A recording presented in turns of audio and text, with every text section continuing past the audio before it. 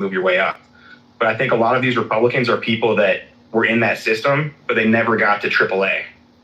They were in single A high ball baseball, but for whatever reason. So those are a lot of Republicans, but a lot of them are just like, because they have such lack of power, it's just like your everyday hustlers that just found their way in. What about the Democratic Party? So I used to be a big Madigan hater. I emailed every single state rep saying we got to get him under RICO charges in like 2008. Huge, not a fan of CTU, SEIU. Not a fan of like really going back to like the University of Chicago socialists, Rules for Radicals, Saul Alinsky. I ran against Jan Schakowsky. So Chicago has a lot of really bad Democrat history. But what's very interesting is like for my evolution, it seems like there was a lot of I think we went from organized crime to disorganized crime with the Democrat Party. It seems like it's a lot more disorganized, and you're kind of seeing like almost like Mongolian warring factions with SEIU and CTU fighting, and Pritzker versus Brandon Johnson. So that's pretty exciting, I guess. But what they did to the state is absolutely criminal, disgusting, and terrible, especially what happened during COVID. So I was living in Georgia during COVID. So I was outside. I was living in Atlanta. You were in Illinois. Can you describe how COVID was, and is that when you start seeing like the real change? That's what I noticed. I mean, even doing my research, it's like I think the party really switched for good in 2019 when a lot of these Democrat socialists snuck in. Well, I mean, I would just say that COVID gave everyone with bad ideas permission to exercise those bad ideas. So the Democrats were bad before COVID. And I actually got out of Illinois for a year during COVID. From like 2020 to 2021, I lived in Texas with my grandma, my uncle. And she passed away, rest in peace, Grandma Debbie. And so that was like, but I got to see both. I got to live in Illinois, spend time in Texas, also spend time in Southern Illinois, Madison County. And it's kind of cool to see the night and day differences. Like, cause I'm not vaccinated, not trying to wear a mask, right. never had a fake card. And so in Illinois, I really felt like I was in a zombie movie, like Walking Dead. And like everyone had it out to me, get him, like call the police. He doesn't have his card. And it's cold in Chicago. So I thought that was very cruel. And I'll never forget how certain businesses, certain people treated people, especially now what we know now about the vaccine, especially about the vaccine card. That was crazy. People were being like violent. And like that was the time where they were the same Democrats that were saying we needed an ID to vote, that a voter ID was like racist, were saying that like 7-year-olds needed to show an ID to eat a cheeseburger. It was absolutely insane. But in Texas, I was in Dallas, night and day different. And I got to spend a bunch of time with the Dallas Republican Party. And that was also night and day different. Like I go to Chicago Republican event, I literally feel like it's a kid to catch a predator house sting. Those kind of events. It's like you feel like you're the inside of a cigar, like an adult video store. And then you also kind of have women that feel like they're catering to those kind of men, like just like the most disgusting men and women, like inside and out. And then just kind of also very dark and desperate in terms of like what do we have to look forward to election wise. But in Dallas, which is a Democrat city, like technically 300 people, 400 people, more normal. If someone is kind of a red flag person, they kick them out. So that was also kind of, that was very inspiring to see that the Illinois Republican Party and Chicago Republican Party have some unique problems that you don't even see in New York, LA, Texas, Democrat states. You remember when Pritzker went to Florida? Yeah, and Wisconsin. I thought he barely was in Chicago during COVID. And also, I was bigger during COVID. During the beginning of COVID, I was making fried rice. That was very dangerous. I would get just so much ground beef, so much onions, peanut sauce, soy sauce, sweet and sour. Just mix so many sauces, eggs, and just make pounds at a time. And so I got really big. And then when I'm a science data person. I looked at the data, and they were saying that people with pre-existing conditions and who were obese were dying. So I actually made my health a bigger focus. And so at that same time, like Pritzker was at his peak fat. So that was also annoying to have him be the health czar, like giving me health advice. and on his hammock in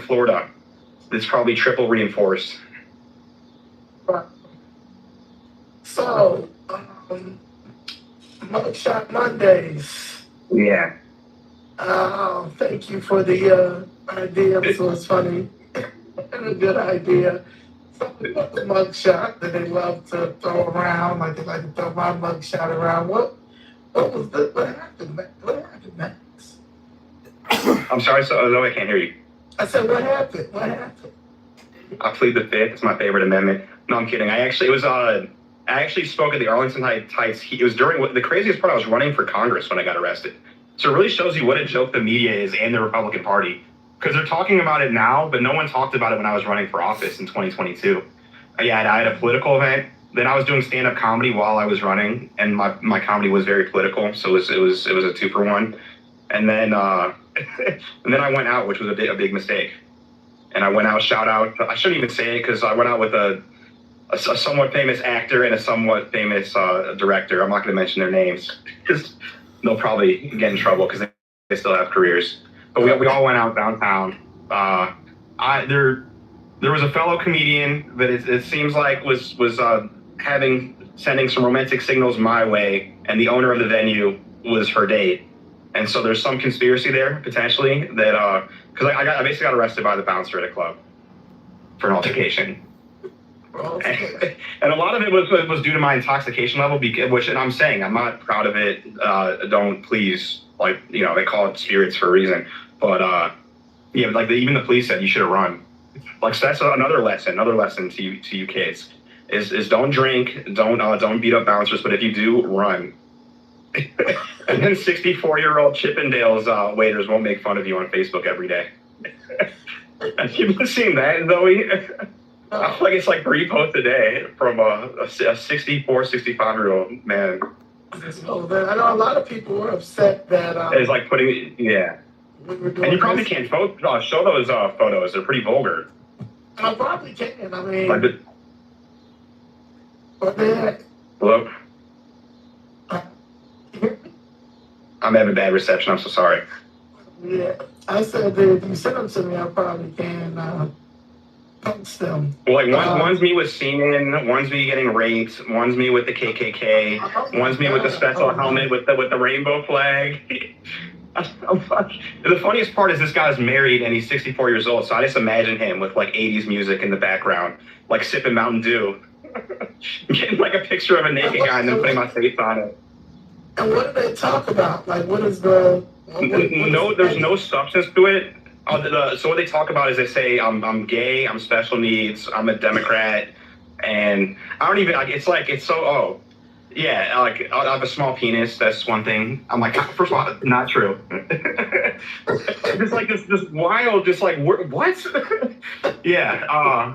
So yeah, Democrat, small penis, special needs, gay. But the reason why the insults are in that direction and not of the substance is because this entire incident just started from me accusing him of being a January 6th informant. That's really what this is about. But like, they don't want to have that discussion, so it's much easier to have this discussion of you're gay, your special needs, because that's a much easier debate. Because like, what's the like, if someone says you're gay, like what's the intelligence response to that? No, I'm not. I swear. Like, that's just, and even if you are, that's your personal life. But they're going in that direction because it distracts from my main point, is that I think a lot of Republicans are controlled oppositions and are paid or unpaid disruptors. And so a lot of the reasons why Democrats think that we're crazy and we're white nationalists and that we want to take people's rights away is because I think Democrats are not-for-profits pay people to act that way. It's like almost like the WWE, because Darren Bailey actually made a good point. Is people are tired of Pritzker. If you like the voter enthusiasm is going down in the amongst Democrats, independents, and Republicans, and so you need a cartoon character villain for Democrats to win elections, and that's what we're seeing. We're seeing it with candidates, but I do think a lot of the activists talking smack about me who don't want to talk about substances, I do think are controlled opposition, and I can go into my evidence too.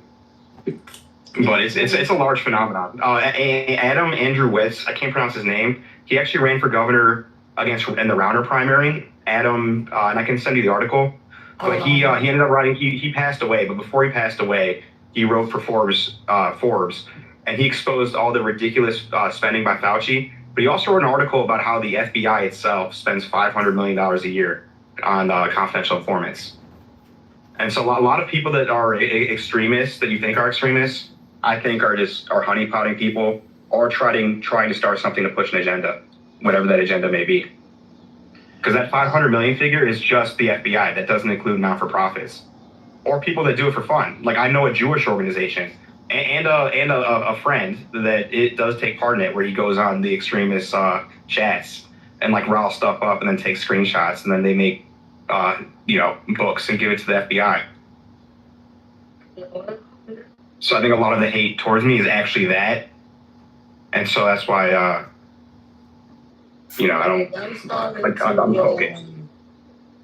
I'm starting to see like that. It's like we're in the real world.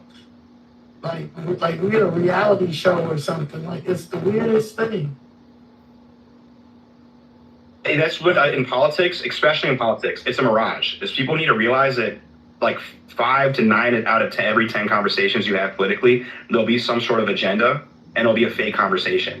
Where that person that's reaching out to you, Zoe, that's like saying like to support a candidate, like really is getting paid by that candidate. Or they're telling you, you really shouldn't go after Ryan. I don't want to pick on Ryan Fest, but you shouldn't go after Ryan Fest, or you shouldn't go after Alexi. Like that person might be getting paid by that person. And so that's very common in politics. And also the riling it up. There's a great movie with William Shatner, directed by Roger Corman, called The Intruder, about in the 1960s, groups from DC were sending people into the South to start race riots, to rile up white people, to start conflict. And so I do think a lot of that's happening. And a lot of the people, like a good kind of red flag in my opinion, is like people that pick issues that the FBI and DOJ like warn about extremism. So like during the Biden years, Biden said that if you question elections, you could be on a terrorist watch list. If you question school curriculum, you could be on a terrorist watch list. If you're part of J6, you could be a part of a terrorist watch list. And all these fools that keep making pictures about me, they great movie. They usually pick these topics and they switch from topic to topic. They don't have a consistent thing. They go from voting to school to Islam, and it's usually associated to what the FBI cares about or non-for-profits. Like, Zoe, do you know that he's 64 years old. His first incidence of political activism ever was January 6th, ever. And he was a Democrat before that. His first political event was he drove in a car with a Cook County former Cook County sheriff to DC to January 6th with a bulletproof vest and with Bufang radios. So he with his words, not my words, so he can communicate with the 3%ers and Proud Boys. And I was ready to fight. I couldn't wait we were there to fight Antifa. And he's wearing his bulletproof vest, and he's there at the gates while people are breaking in, filming people. Estimated he filmed over 70 people cross the gates. He filmed people also having altercations with police, but magically he got in zero trouble whatsoever. And the only trouble that guy says he got into is he goes, they took me off TSA pre-check. First of all, that's some pretty privileged thing to be on in the first place. Second of all, you have a record of selling cocaine and grenades. You might have gotten taken off for that reason. They don't tell you why they took you off. And third of all, you were able to get back on TSA pre-check and fly to your destination. That's some confidential informant privilege right there. Yeah. Some guy named Jim Lanham. You know who he is? Yeah, Jim Lanham. Yeah, he's his he's his lieutenant. He's like five. I met him in person. And so it was a great experience. So he's someone that likes to put out pictures about me every single day. I got to meet him in person.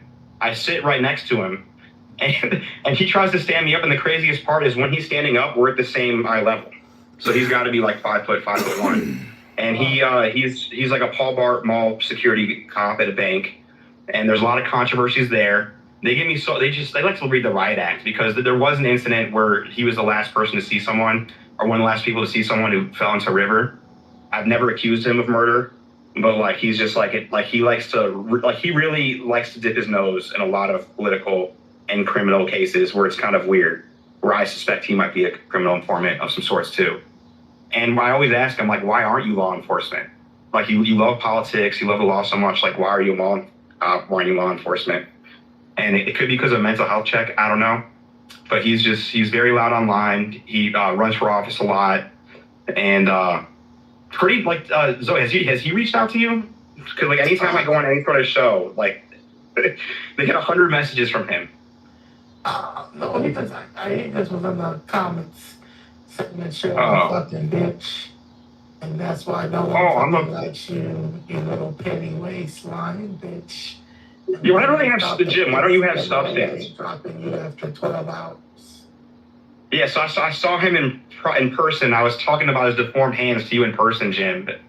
And I was everything I'm saying on this podcast. I said this on the face, but you're in the comments being like, "You're a bitch. You're stupid. You're this." So we're different. That's for sure. But it seems artificial why he cares so much. So Terry started his career June 6th. January 6th, 2021. Never was involved in politics at all. What was he? Hey, Zoe, we're breaking up. So before that, he was an actual criminal informant against the Cali cartel and the Vice Lords. And then after he was a criminal informant, he worked for like tech. He was in like tech sales, which to me is something where they would place a DOJ type person. And the funniest thing about this is the most recent job that I'm aware of that he does is his big identity is that he wants to fight immigration, and he's on the streets exposing lie 100%, Terry. Do you not? I was making so much money with DoorDash. I wanted to earn money in my free time, but I didn't want to go out and get a boring 9 to 5. Workers in Monterrey, Mexico, and then also people that work remote in India. His company, For a Living, works with major corporations and the government. Your CEO has top clearance with DOD, to replace jobs, to replace high-paying tech jobs. My generation was decimated because my generation was the one that got rich off of software and coding, where you didn't have to go to college and you can get $100 an hour to code. But Terry, For a Living, takes American workers and replaces them with Indians that you can pay for literally 10 cents on the dollar, are also the H-1B, where they have a facility from Monterrey, Mexico, and then they bring them in. They help them with the paperwork and everything. And his company, we don't even have to dox the name because he likes to complain about it, but it's just a fact that his company has a DEI policy and brags about being 90% non-white.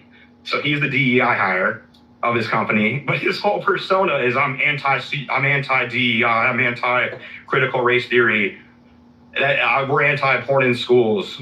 But he's also a card-carrying member of SAG. So he's a card-carrying member of SAG. Immigration is how he puts food on the table, but his like fake online persona is that he's an activist that's like fighting immigration and trying to save elections and stop porn in schools and now Islam's his big thing. He really jumps from topic to topic of whatever the Department of Defense says is someone to be on the watch list. Well, okay. Yeah. That was But yeah, so he basically, so the crazy thing is, he definitely was away from politics. It was criminal informant, corporate sales, and then just out of nowhere, right when Chris Wray FBI is like, hey, if you question the election, you might be a terrorist. He suits up with the former Cook County sheriff, and they drive to DC. Why is Joe Savino suing all these people? Terry Newsom, Jim, Aaron, Jim, Mendrix, Tom DeVore. Oh, because they falsified information, which is a fair thing to sue, like Noah, and we've both met Noah before.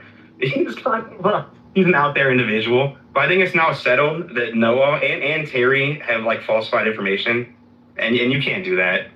And so I believe Joe's suing him for slander. I'm not like too particular with the case, but like good for him. Good for him. Like I would sue them for slander. It's hard to prove damages when you're calling someone like a bitch.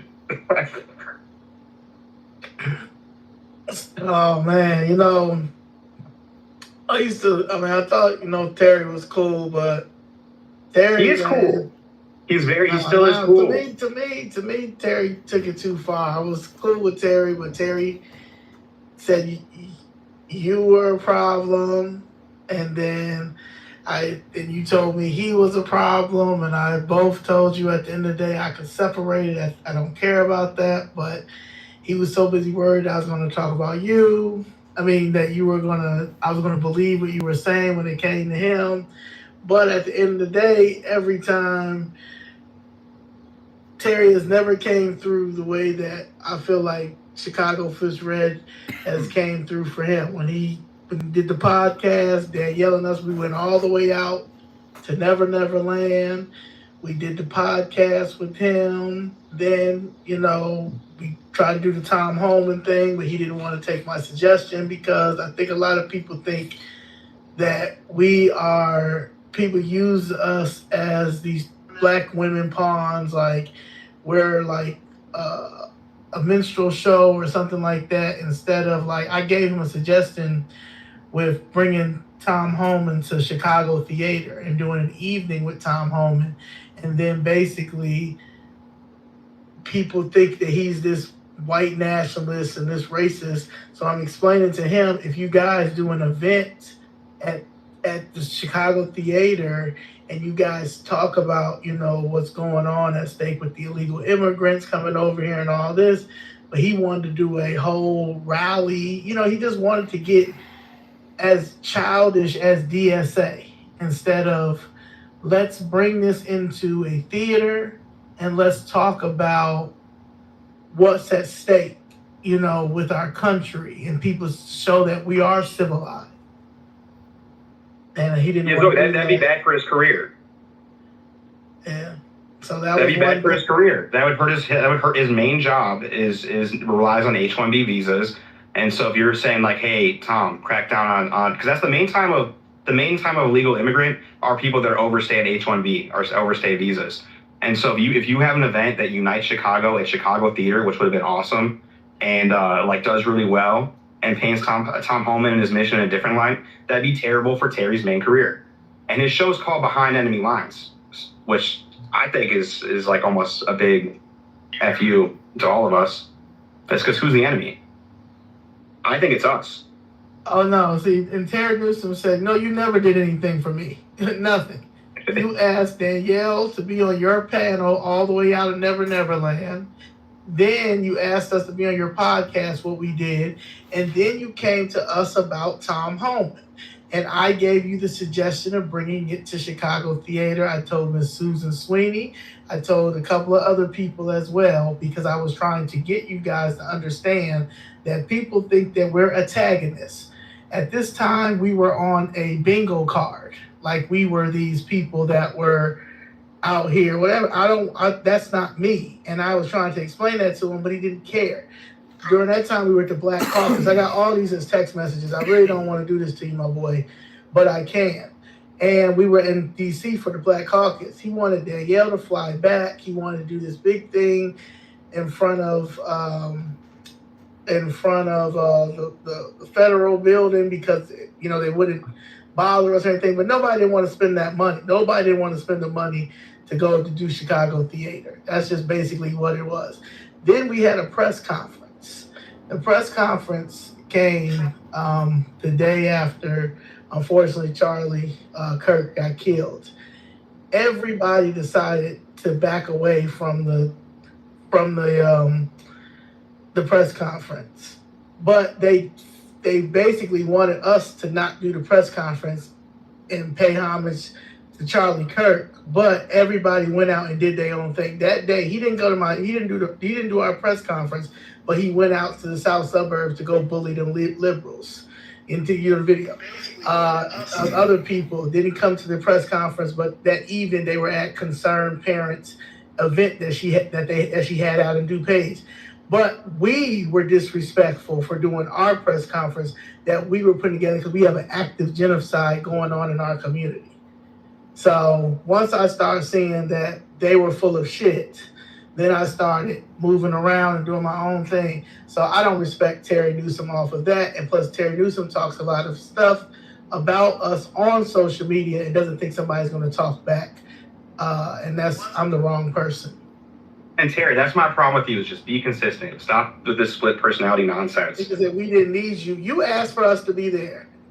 Now I gotta block you because you're a liar. And he was my source, Zoe. How about that? Up until I was writing articles about James Mendrix. He was my source. He was the one that gave me James Mendrix Xbox Halo handle, which is pretty funny. Yeah, The sheriff of Gaines County has a really impressive Halo score. But so Terry is like private, and he posted about it. I have this screenshot where he's talking about how great the Illinois record is, and he's giving me information. But then now publicly, I'm a Democrat shill, and you're. I don't even. What does he say about you, Zoe? Because I think a lot of it's derogatory. Like. Yeah. He's a. I got no respect for He's like a 2-year-old. Yeah, I have to go to that schoolyard just to get the insult. It makes sense, though. It makes sense. Like. Yeah, it's a prison yard mentality. Oh, you know what's something interesting that he said, Zoe, and I have the screenshot, is he said in prison that he was a Latin king, and that he used to sell guys like me, or that he would sell a guy like me, which he thought was like, which a prison mentality is like, what a great insult. But my mentality is like, you're in the Latin kings and used to sell guys, and you were like Italian, Polish. He was with what's it called, like a cocaine, like the chop shops. They would sell cocaine out of a car dealership. And he didn't even have the courage to be a cocaine dealer, and I'm not this terrible to be a cocaine dealer. He was a cocaine dealer recruiter. He was like the MLM for a cocaine dealership. And then he claims he didn't rat on his friends, but I think it's pretty remarkable that he only served 2 years at the height of the definitely a snitch. High of the 80s. Mm-hmm. Yeah, he confirmed snitch, but it's a question of how much he snitched. Because it is a confirmed that he snitched on the Cali cartel and the Vice Lords. Yeah, that's selling grenades. He's probably getting CVI money too, DEI. Yeah, he is DEI. He's a DEI of his company. Like it says, 90% diverse. So that means he's a DEI hire at his company. And that's not the irony. They really can't stand you. They make all these pages of you. It's because of what I'm saying. Because the last time I saw him was at the Joseph Severino case, and because I had to, I was a witness. And in which Jenny was a witness. Jenny McGuire, the former radio host, was a witness for Joe Severino. So it's very interesting to see her kind of say 180-degree different things than she said only a month ago. But at the case, so here's to kind of show you the Terry Newsom playbook. It's pretty remarkable. Is I like to confront my accusers, and so I walk into the courthouse. I walk in. I sit next to Terry and Jim Lanham. Jim Lanham, all 5 foot of him, tries to trip me with his foot. Puts his foot out like this to try to trip me, which is just weird and petty. And then I sit down next to Terry. He puts his hand on me and just yells, "Gay, cunt, gay, cunt," 3 times in a Lake County courthouse, a court setting. And while this is happening, Jim Lanham runs to a security guard to try to get me arrested. And then not only 10 minutes later, Tom DeVore, who was the genius lawyer on the case, he lost the case. Terry Newsom argued he was an ineffective counsel. I agree. But I went outside and I pulled out my phone pretending like I was going to take a picture, just kind of trolling a little bit. And within 5 seconds, Tom DeVore goes to a security guard, try to get me arrested. Because I think one thing that we share, Zoe, is I know, like you for politics, you are young. Anyone under 65 is young in politics. So I think part of the universal dilemma too is that like you get picked on because they don't want younger people to succeed. And they don't want anyone to succeed, period, because it ruins the grift. Right. Because that's what it is. They have turned it into a political grift on both sides. Absolutely. And they work together, and they're friends. It's a prime example. They weird. And they are friends. They definitely are friends. Don't forget that. There's a lot of people think that they're fighting, but behind closed doors, they're yucking it up, and they need each other.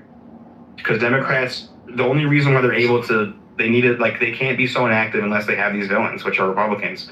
We are so lucky that the Democrats are fighting right now. This could be an opportunity for Republicans 2026, but I've never seen a worse group of candidates in Illinois Republican history. Like, this has to be the worst group of candidates. And the least amount of candidates. I'm in District 9. I think like 80% of my ballots could be blank from like state rep and all the judges. So what do you think? Why do you think that's the problem? So Illinois is the hardest place to run. We have the most amount of elected officials, over 40,000 elected officials. and it's also the hardest place to run for office. And so it's the evil, the corruption is hidden in plain sight. Hannah Arendt called it the banality of evil. Evil is boring. And so they're able to do so much oppression, able to mess with so many lives, redistribute wealth for them. It's crazy. You have all these enclaves of rich government people and government adjacent people that are using your and I money to have generational wealth while squashing yours and making it impossible for my generation, future generations to own houses. And it's able to happen because it's so boring. It's so there's so much paperwork, and it's like. But if the people woke up, it could be done. If people are watching right now and decide to, if just a mass amount of people decide to run for office, I think that would fix the problem easy. So when you gonna run again? Never. But are we breaking up? If anyone wants to run, please feel free to reach out to me, because I will help anyone get on the ballot or kind of help protect you from people like that, because it is inevitable. But the thing why you need to not be so scared about trolls like Terry Newsom is that no matter what you do, if you're successful in life, you're going to have people opposing you. If you're successful in business endeavors, your competitors are going to be against you. If you're successful in Hollywood, you'll have haters. And politics is really just Hollywood for ugly people. So right. No, I don't rock with him. He owes me an apology, and all his little minions that's around him that think that he's this big hero, and he's not. He's just, I don't know what. Well, if he dealt cocaine and grenades, what is that? Or if he, because that's why he got people to deal cocaine. So if he convinced people to throw their lives away and be cocaine dealers, and then also was considering selling grenades to people, like, what does that say about his character? And I know that is the past. He's like, oh, I was 30 years ago. But what has he shown that he's changed in his values, his behavior, and how he treats people? Actually, it's selfish. He's worse. Getting worse. They all getting worse. But I see what their problem is.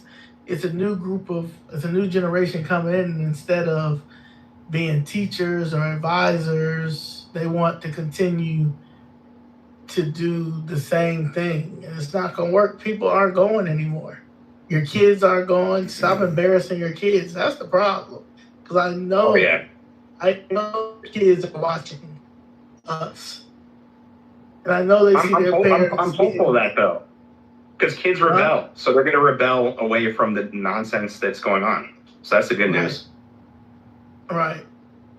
So what do you think about the election, the governor election coming up? What a terrible time to be voting. What are we going to do? Because I can't vote for Colin Corbett. I cannot vote for J.B. Pritzker. That is not happening. That's never happening. And it's so hard. Bailey, I do think Bailey probably is the worst person in Illinois Republican politics because he claims to be religious. Hold on. So it's just gonna be really, really hard to vote for Bailey. And he's been campaigning like a Democrat. And I'm not sure if it just came out today that one of his donors was a convicted sex offender. That came out today, Sun-Times. You're gonna see a lot of stories like that, in my opinion, from now until election day. Why not him? He's a goofy, as they say.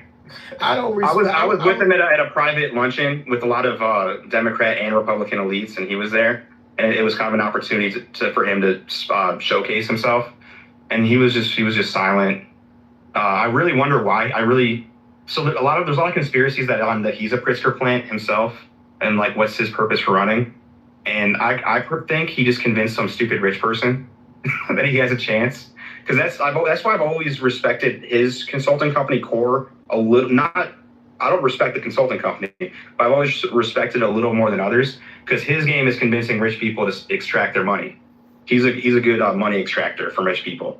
So I think he probably extracted money from 2 to 4 millionaires, and will funnel it to himself or to friends, whether through vendors or through mailing, because he is a consultant that has 5 consulting companies. And Zoe, hello?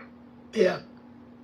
One evidence for Colin Corbett one evidence that Colin Corbett is not running a serious campaign is he said that he was going to start a third-party movement in Illinois, and I support that. That'd be amazing. Part of the problem with the lack of options is that it's so hard for the third parties to get on the ballot. They need 10 times the signature requirement. But one reason why I don't think Colin Corbett is serious, is he decided to run as an independent, and he didn't create a third party. Because if you create a third party and if you get 5%, you would have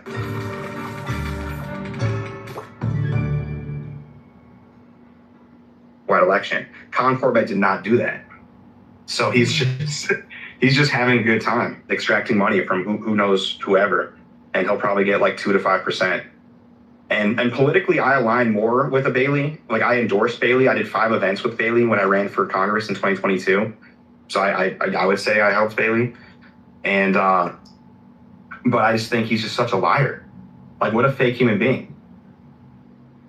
Across the board. Yeah, I don't rock like shamelessly fake. And then he's really getting exposed right now, the way he's campaigning as a Democrat. Where he's striking with the unions. He's like, hey guys, the scabs are crossing the picket line. They're not paying the scab. They're paying the scabs $17.50 when, you know, it's absolutely ridiculous what's going on. Now apparently he's pro-abortion, I guess. Whenever wasn't he in Inglewood yesterday with his wife wearing Reeboks? They're at Harold's Chicken. We're on a listening tour. We're gonna meet the voters where they are. We're at Harold's Chicken. Can I get some more mild sauce? No, it's absolutely ridiculous to see the pandering and the like the two-facedness. And then also, I've always, like, when I was a little kid, I always measured campaigns not where they got the money from, but how they spend their money. Because if they're going to spend our tax money, I think how they spend their campaign money is a good indicator. So I've always been a huge campaign finance nerd, and I advise everyone here to go to IllinoisSunshine.com, go to the FEC.gov, go to the Illinois State Board of Election website, and nerd out on your favorite candidates. But the way that Darren Bailey has spent money last campaign and this campaign are just such a grift, such a joke, offensive to everyone. Last campaign, so I live in Chicago. Darren Bailey, I think he stayed in like the Hancock or Center or the Trump Towers, like a very nice building in Chicago last election, but wasn't in Chicago. And I was like, huh? And then I realized that he has all these young staffers that are out partying. They're texting my volunteers. My volunteer got a text from a Bailey employee that was mentioned in one of the demand letter incidents, saying that he wanted to put his DNA in my volunteer, who was a single mother, and so his whole staff, and like apparently he wasn't a part of it, but his whole staff was just partying the entire time. And that is so counter to, like, I'm just a small, humble farmer. I know how much the cost of gas is. His first event, they got bottle service at Esco. They took a party bus to the West Loop to get bottles, and he's lecturing. I know what the cost of gas is. Well, what's the cost of a champagne bottle at the club? I don't even know. Like, as though you might know. But isn't that like $600? Yeah. Yeah. Depending on what it is, yeah. Yeah, I heard they ordered 5 at his first event, and he ran against Gary Rabine, whose lieutenant governor was Aaron Del Mar, and so a lot of people criticize me for writing negative stories about Aaron Del Mar. I got the information from Darren Bailey. He's the one that published all the opposition research in 2022 and was talking about what a bad candidate Aaron Del Mar was up until a couple months ago. But and his chief complaint was that Aaron Del Mar would sell party girls, sell Vegas girls for his events, and would do blackjack. Because I'm a Christian, and I don't believe I don't want to disparage. I'm very pro-religious, but he's very I'm just a humble farmer, and we don't gamble, and that doesn't belong in the party and the dancing. And this first event, his speaker was John Sirasani. People that watch probably know John Sirasani, the blackjack influencer, who's just telling teenage kids to go gamble blackjack poorly. and then he's coming out to I got 40 pack of Strohs and a bunch of hoes. Introducing Darren Bailey. And then his running mate is the guy that he's literally on camera a couple weeks before saying, I like Aaron, but Aaron doesn't like me, because every time Aaron runs, I say don't vote for him. You can trust Aaron as far as you can throw him. And he picks him as his running mix. What does that say about that person's discernment? And then the campaign event. So the craziest thing about campaign finance too, after it's a huge asterisk, is campaign finance is an honor system, and politics is one of the most dishonorable fields. And so a lot of what's reported, you don't 100% believe on face value. So Darren Bailey's first event for this campaign season was paid for by a PAC called Save Illinois PAC. The person that runs that PAC was someone who I met at 16, 17 years old, was Darren Bailey's former body man driver that hit him with a $700,000 demand letter and the potential lawsuit that was settled. So they settled that lawsuit, and then that kid under 20, he was even under 21 at the end at the time of the event. He was 20 years old. Donated $40,000, $50,000, $70,000 out of the goodness of his heart back to the person he was going to sue for sexual harassment, child labor abuse, that kind of thing. I don't buy it. But that was part of it too. And like at that event, a lot of people concentrate on, there was like an incident on the party bus and the clubs where like a woman was taken to the hospital. And like a lot of people like to go in the weeds of that. But one thing that just isn't talked about is that Aaron Bailey had an event where minors were drinking. The person in question was 20 years old, and he's on police body cams being like, yeah, it's a political event, we were drinking. And I mentioned it earlier in the podcast. This is just something that I've just seen a lot of events of older guys and younger, like teens, usually of age, but under drinking age, in adult situations. Politics. Yeah, it feels like the Boy Scouts of America are like more of that nature. Or to catch a predator home is probably more realistic. Because the boys are usually like 18, 19, 20. And I was told that at a young age, I was told to stay away from Mark Kirk because he would get a little handsy with people. But the Illinois, the most powerful Illinois Republican member for over a decade was Dennis Hastert, who admitted in court he was a child molester. So there is still that stain in the Illinois Republican Party, but I really think it's a free-for-all because there's such a lack of power. It's just a power vacuum. Okay, Dennis Hastert, Speaker of the House. He was the most powerful. He was the most senior Illinois political person, and a lot of the people that were around him are still here to this day. Like if you think in football terms, like Bill Belichick or Bill Parcells' coaching tree, or Bill Walsh's. Is this Dennis? He was just 2000. Wasn't he George W. Bush's Speaker of the House? Yeah, he was a wrestling coach. And Mark Vargas, good old Mark Vargas, that's where he got his start from. He was an intern for Dennis Hastert, and then an advisor. And then Mark Vargas of the Illinois Review was supposed to run for Congress, but dropped out to help his son. And so one of my proudest moments, funniest moments, is I was at CPAC, and I was more optimistic. I was introducing myself to every media person. And one media group goes, I'm like, hey, I'm Max. I'm with the Illinois Record. Nice to meet you. He was like, wait, Illinois Record? And I'm like, yeah. It's like, wait, did you write an article about Mark Vargas in the Illinois Review? And I'm like, yeah. It's like, dude, you got to apologize. Man, you got to apologize. He lost a position in Trump's cabinet because of your article. Because apparently when they look up, when you're interviewing people for jobs in the government, they look at everything that's been written about him. And my article on the Illinois Review goes into his history with Dennis Hastert, with the Department of Homeland Security under Bush. So that's another interesting reinvention. How that person is now another face of the grassroots. The Dennis Hastert W. Bush. It's now Mr. MAGA, Mark Vargas. Yeah. This guy. And this guy. He was dancing with his shirt out yesterday. But yeah, so every article on his, I actually technically wrote for that website, Illinois Review, before he owned it. Fran Eaton was just like an old lady that had a blog. It was more of a boutique blog, but it got big. And people like Charlie Kirk would write on it. And people that were on 560 AM and state senators and Aaron Del Mar, and it'd be pretty cool because it was more like a blog that anyone can submit to. And you'd have like arguments where I would post and then Terry would post. And that was really cool, very healthy. Him and Scott Casper somehow convinced for Fran Eaton to take over the website, and now it's just like a bunch of AI slop garbage that supports whatever candidate they're into at the moment. And the guy and once just lack of standards. Like my whole article was about how they criticize me because I criticize Republicans, but I'm like, your owner, not him, Scott Casper, is the one that wrote the 40-page demand letter to Darren Bailey the month before the election in October. and it became a huge Chicago Tribune story. So I'm Yeah, like, the I can't man attack letter, that was Republicans, but about- you can threaten them for $700,000 the month before an election, and their last tweet was attacking a Republican. Did they? Did Darren pay the $700,000? You have to think he played something because the Brett Corrigan, the man in question, has been balling out immediately after. Like, I kept in touch with him, and especially after the campaign incident, did a bunch of interviewing.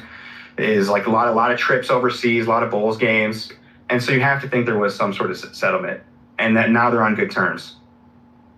And by the way, Zoe, Brett, and I can say this, Brett's quote to me was, he said some of the words in the demand letter were true, some were exaggerated, and that Scott Casper didn't have the authority to even write it because he was a minor at the time, and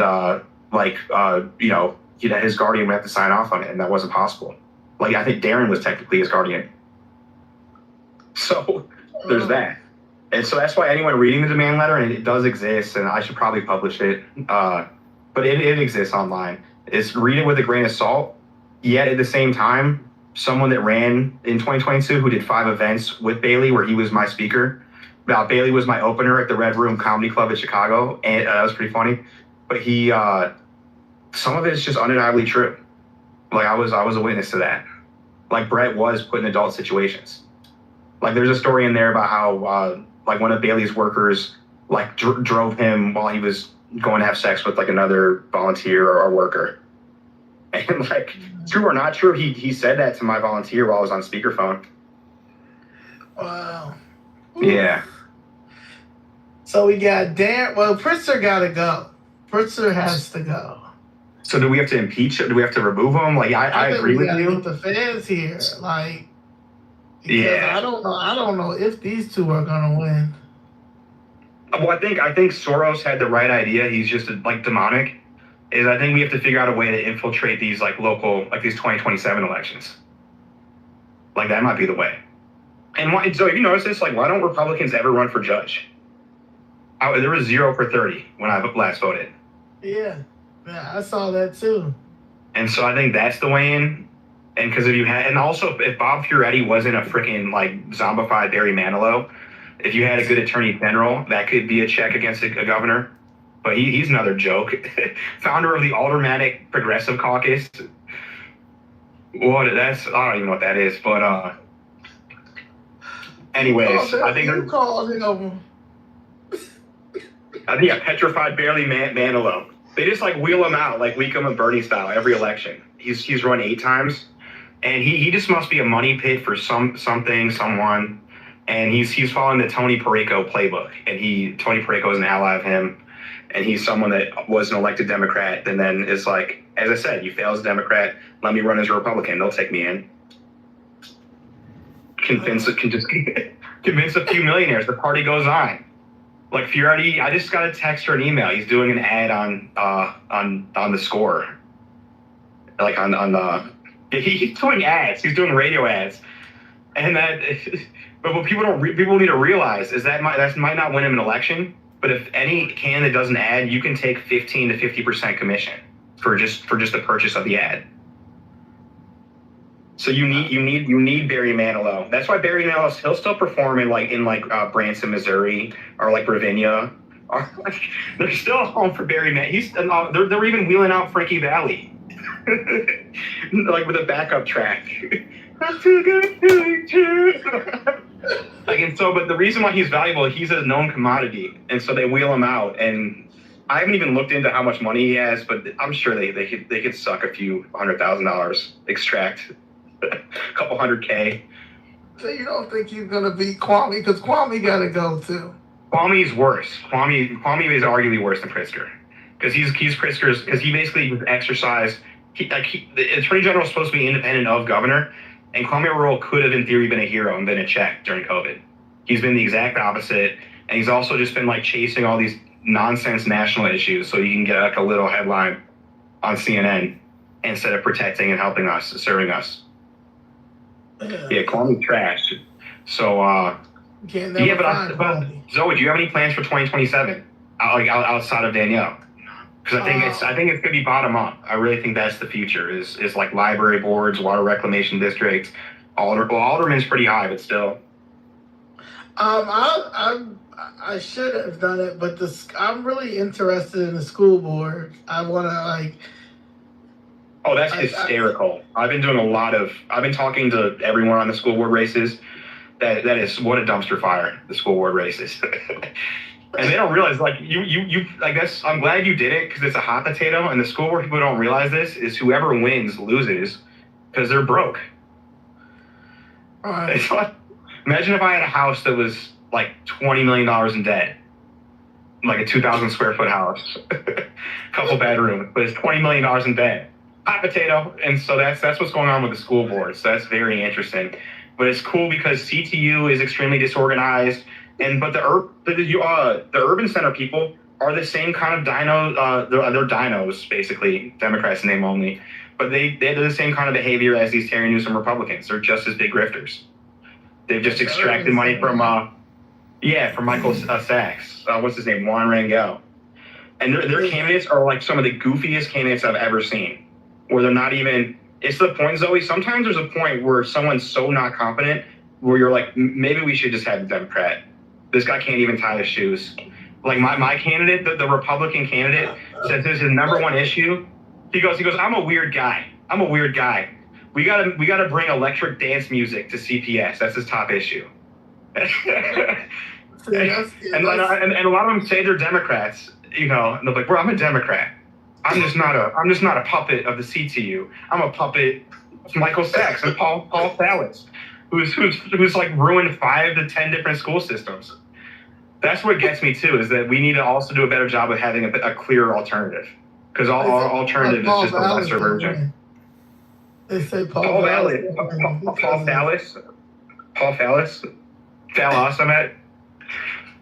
Yeah, he failed Chicago. He failed Chicago State. He failed New Orleans. He failed Connecticut. Didn't he fail Haiti? I'm pretty sure he failed a country. Like everywhere he goes, that school just either like disappears or goes to absolute garbage. Yeah, he's absolute trash. And the funniest thing ever is when he ran for mayor, I was a deputy committeeman for the Chicago Republican Party.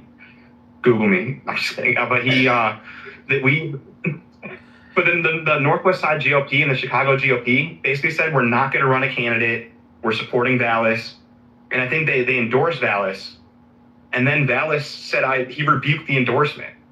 So the Chicago Republican Party basically told everyone, get in line. Don't run a Republican. We don't want someone like Danielle who actually is going to stand up for our values. Because even if Danielle loses, she's going to have that platform to talk about things that we care for and move the ball forward.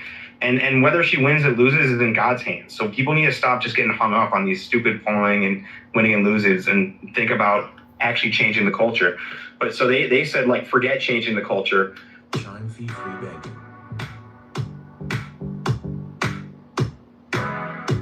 Chicago, like, had kids in the 90s or grew up in the 90s, and they remembered him.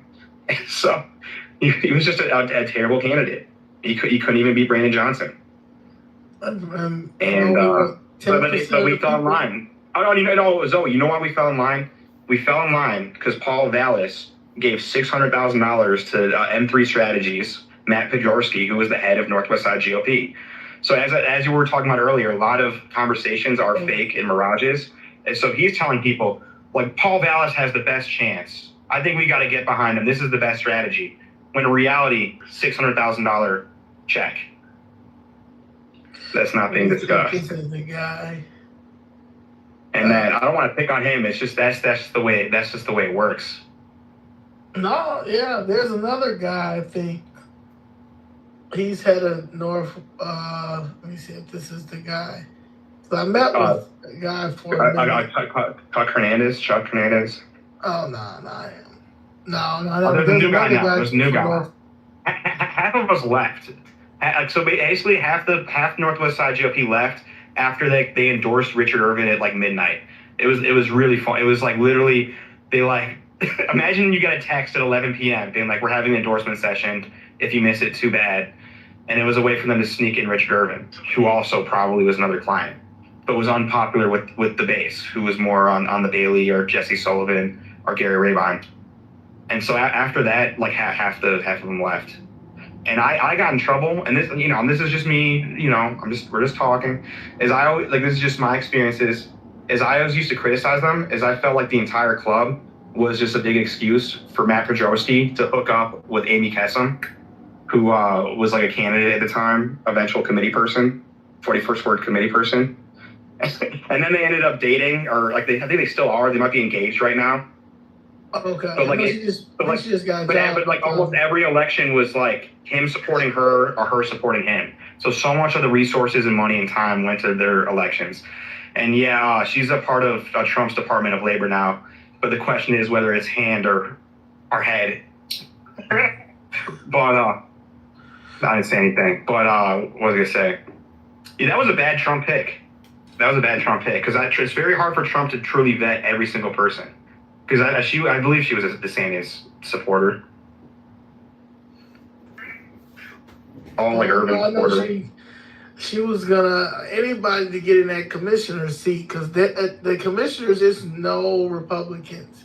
No, she's not running for commissioner. She's not running for commissioner. Not no more. No, and Sean Morrison's not running either. It's Gorman, right? Yeah, Gorman. But she said she had that seat before. She did. Taking it back, yeah. Her and Sean Morrison were I think they were both under Verdoliak, and they were both Democrat buddies, and they just been feuding for 20 years. And Morrison he's the godfather to Aaron Del Mar's kids, and is Aaron Del Mar's into good county politics.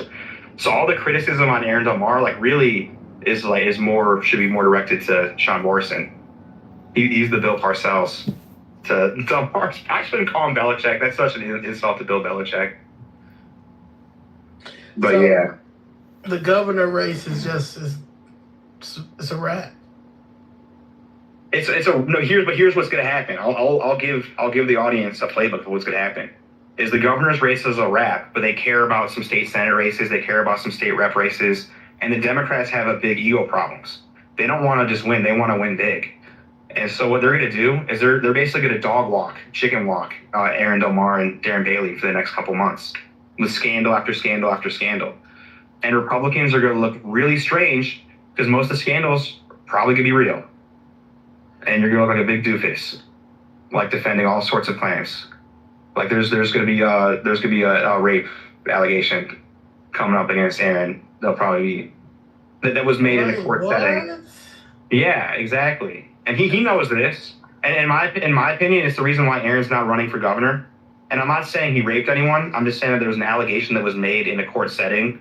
So there's documents with the allegation, and terror, not just rape, but rape that produced a kid, allegations of potential selling women, should we just get into that maybe? Don Juan? Yeah, no, he wasn't Don. He still is. He kind of is a jack of all trades entertainer. He does blackjack games and bachelor parties, that sort of thing.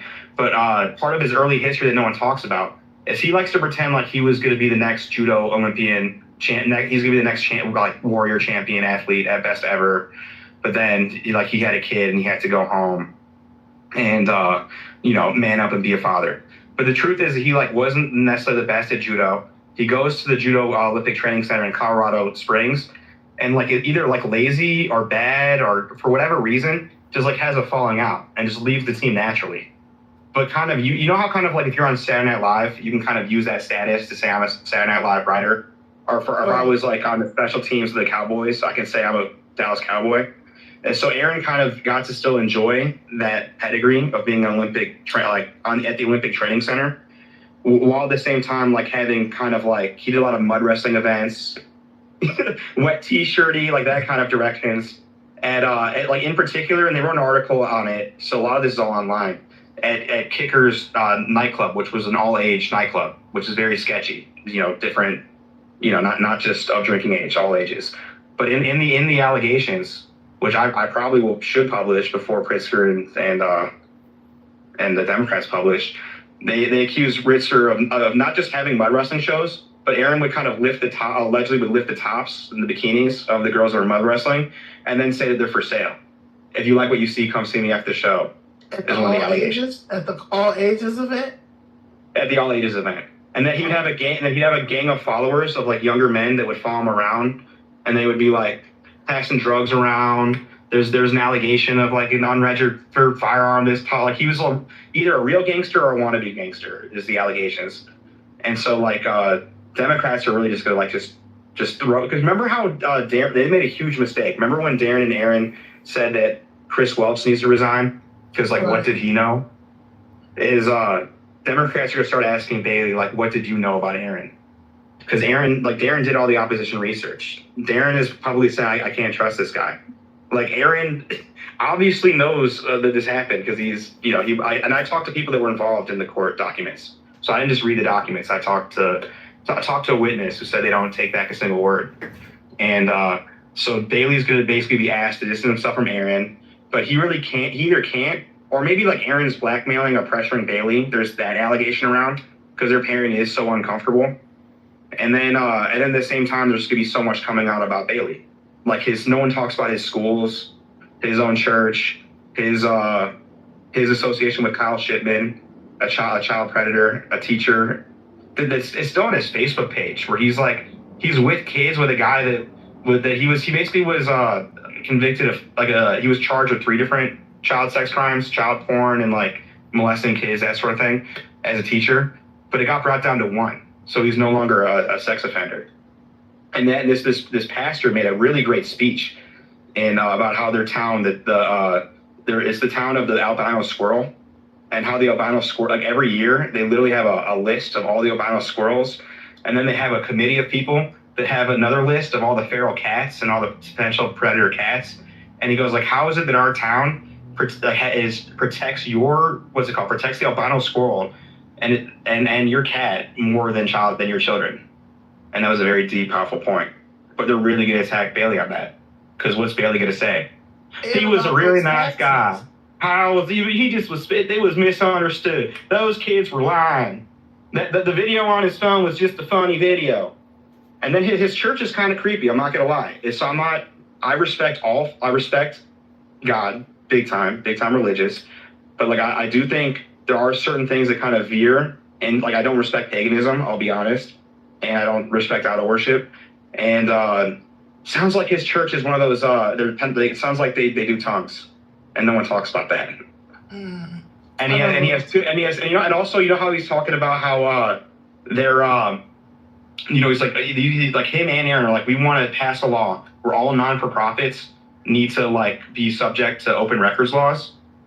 As Democrats are gonna on this same subject gonna talk about Darren Bailey's non-for-profit in his 2 schools, where there was there was at least 1 complaint of a potential incident in the same subject they were talking about. But beyond that, the schools are just creepy.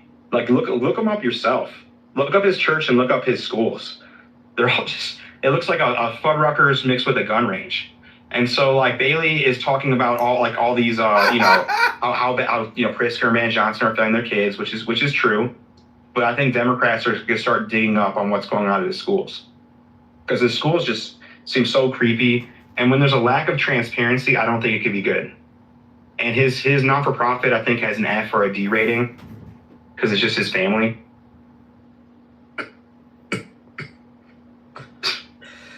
Damn. So for 1 month, they're just, Kyle Shipman, you're looking up, and by the way, so Kyle Shipman was a big true crime situation for Southern Illinois, Missouri area. And a lot of the true crime heads were making the connection to Bailey back then. There's even accusations that like Cindy might have even attended the trial, or they might have even funded some of it. That's an unproven accusation. But if you look up on Bailey's Facebook, I think even right now, he's like, this is my friend Kyle Shipman at his tennis facility. And he's got like kids on his laps.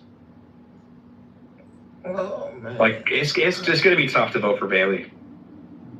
It sounds. that might be somebody I just might not tell anyone about, but I just can't vote for Pritzker. And Colin is just, I don't want to, sanction his buffoonery by voting for him. I don't appreciate how he disrespects. This is a different one. Trump is not a problem. Oh yeah, no. Well, all the know-it-alls disrespect Trump because there's a jealousy factor. He's doing exactly what Trump did, but failing Colin Corbett. Oh, okay. This is a fresh one. This is a fresh one. And now they're being like, oh my goodness. This is a fresh one. This isn't Kyle Shipman. I'm saying that No, they're okay, but going this to just talk, came out, though. about new ones, I think, in the future. Now this just came out. This was this morning, yeah. It's just going to be a barrage of this and Aaron's history. Mm. And the Brett Corrigan situation. But Pritzker is terrible. Like he's a sex offender too now. Yeah, I mean, like, think about what they do to. They're giving condoms to kindergartners, right? Right. Like, so like I guess like that's a sex offense on over 1 million kids. So it's a very hard dilemma. Like sometimes the moral thing to do is not to vote, but like as I gotten older, I sometimes feel like you sometimes have to man up and choose someone. And so it's just a morality play. And I guess to Bailey's credit, he hasn't been governor yet. But I'll be honest, Zoe, is my worry is like I honestly worry Bailey wins, and then all these and then Terry Newsom is the head of the highways, and Brett Corrigan is like going over the books of the entire state. Like I have some serious questions on like can Bailey actually manage a state, but he hasn't been governor yet. And Tom DeVore is like gonna be a lawyer for something, and I can't. He's running the Tom DeVore is gonna run the lottery. It's gonna be such a joke if Bailey wins, and there'll be no budget. And like every liberal, just like Rauner, every liberal social issue will be passed because they'll do it as a way to bargain. Yeah, Rauner got through what's it called? You got FIJA, like basically Green New Deal. The abortion on demand law. This man should have won. Yeah. Well, sort of. He just like I still think he's boring, but that's better than like being a piece of shit. Yeah, we would have helped him get the little. His lieutenant governor would have helped him spice it up, but he had the data, and he was. We need no data. We need Firebrand. He needs some more training, and maybe this was a good experience for him, Ted. Because he to his credit, he never sold out. Like he did have a bunch of bad people around him, like some grifters around him. But he definitely I never kind of seen him change who he was or on positions during the race. So hats off to that.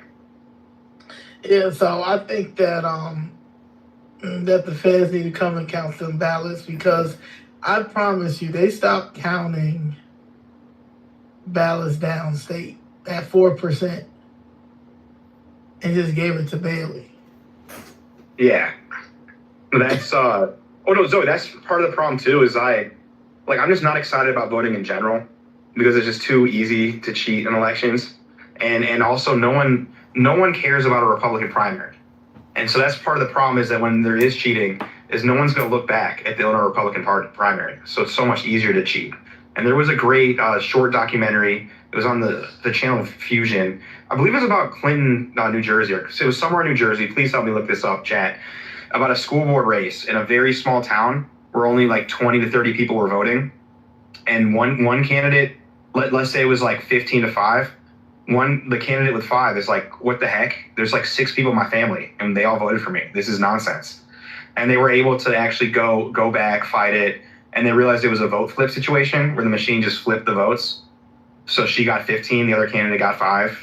Making up the numbers here. But like that would have never been found out if she didn't have a big family.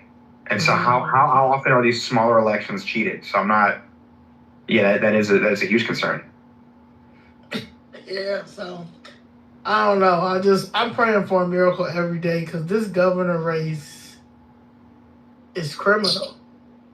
Yeah, like it's criminal that we don't have a real response to Pritzker. That after everything that he did to this state and to everyone that lives here, we don't have a real lever or a check. I guess can't you legally recall a governor? I guess that might be a special possible way. He is like when I say the reason why people are dealing with the probate issues in Chicago and probably all over, but I just know for Cook County, he's the one who advises the person that's over probate. He runs the family court system. He runs DCFS. He's sick. He's a new Madigan.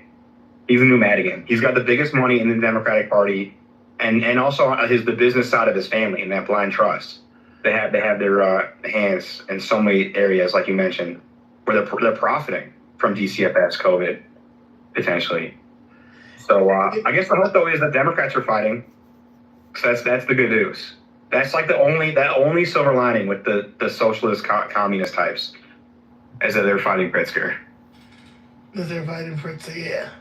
Because he's rich. He's Good a for them. billionaire. Good for them. Do you think he's worse than George Soros, or are they about the same? They're probably in the same club. Like literally, they probably like hang out in the same Illuminati club. But I would say J.B. Pritzker is more relevant to your and my life as governor. So like directly, yes, but like if I like only God can judge. And George Soros might have snitched on Jews during the Holocaust. That's pretty bad. But you know, not as direct of an effect. Ooh. And if you're in England, he tanked he's been tanking currencies.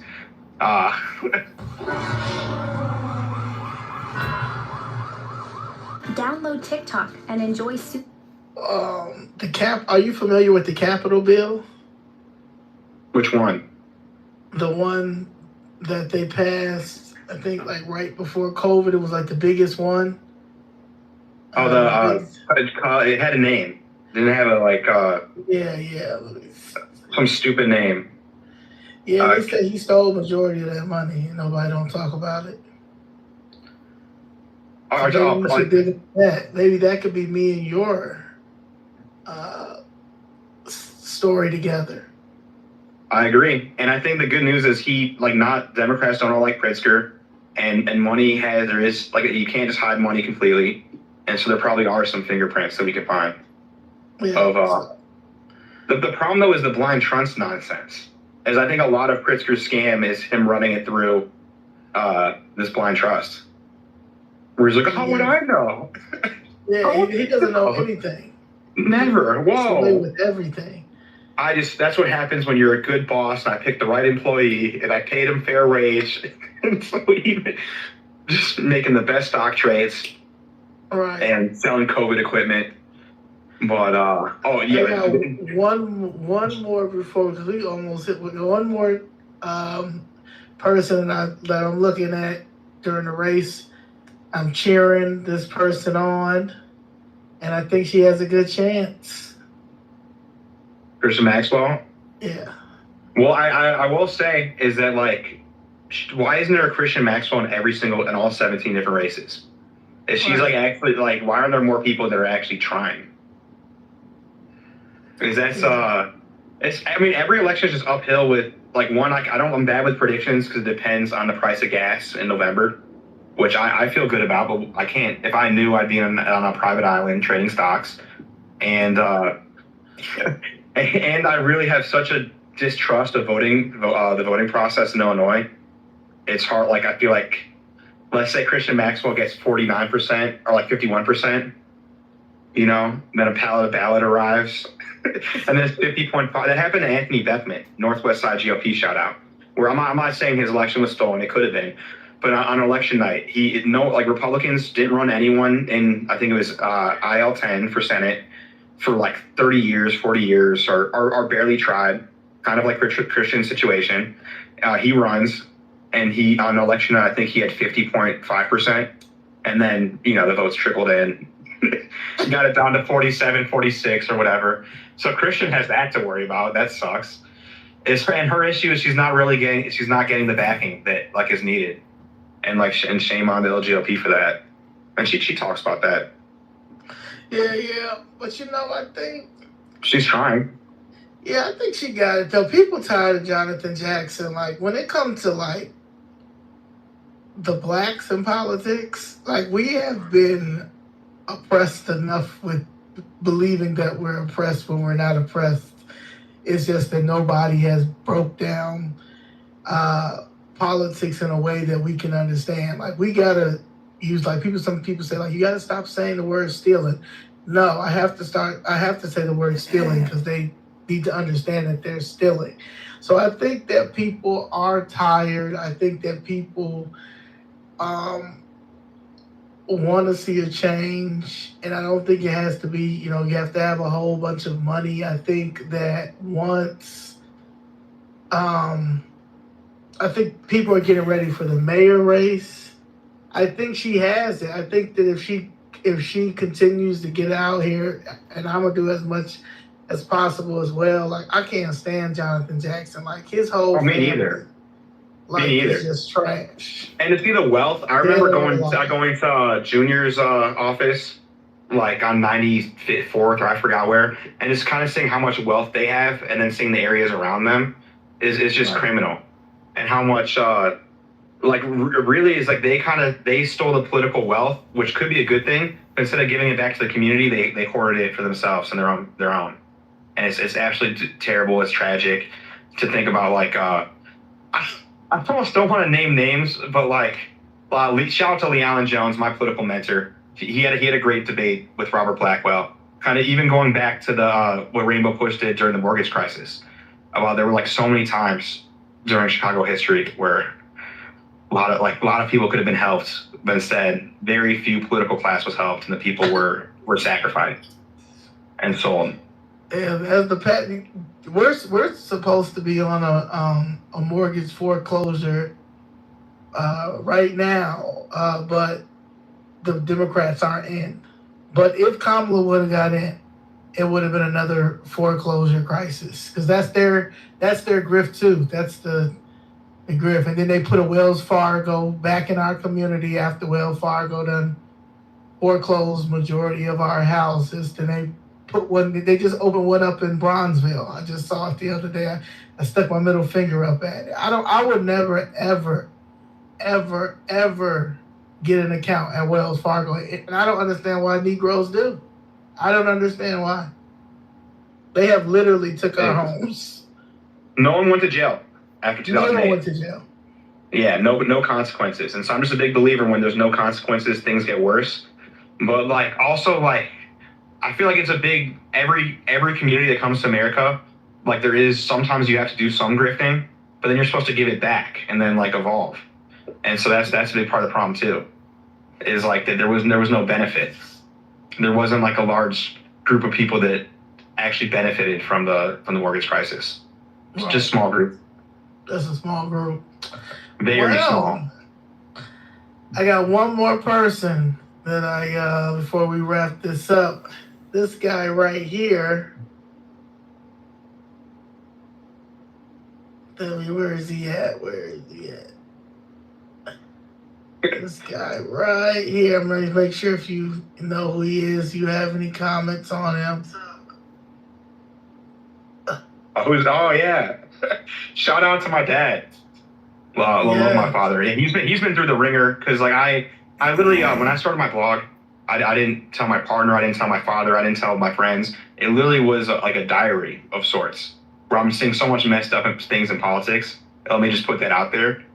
Like after my second blog, he started getting like death threats, people trying to like have him disown me publicly, and then like they publicly talk about it, they brag about it. Like if he wasn't just they're like if he wasn't so selfish and didn't disown his son, he would be a congressperson. And no, he thankfully he didn't. But it shows what bad people there are in politics. They'll literally come at someone's father to get at you, like almost like zombies wherever they can enter. But what a great father that he didn't disown me, stand strong. I think it's a good thing that he lost because Melissa Bean is a very tough competitor. She wasn't necessarily going to win. I thought Junaid was going to win. And then he probably would have had an easier path. And so we'll see what his political future holds. But governor. He made it out alive, and he's a great human being. He should be the governor. He might as well just try for governor.